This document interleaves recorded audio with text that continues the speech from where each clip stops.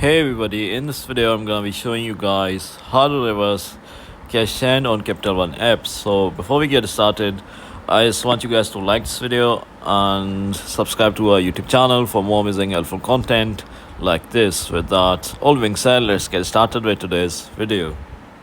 Alright guys, so if a transaction on your bank account doesn't look quite right, you confirm it wasn't made by you or another authorized user on your account, you can contact Capital One support. So you can contact them on this number right here.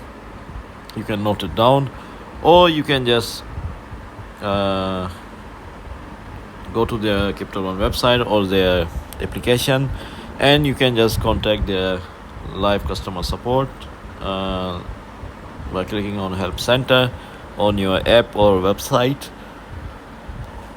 Make sure you're logged in into your account, and you can just select your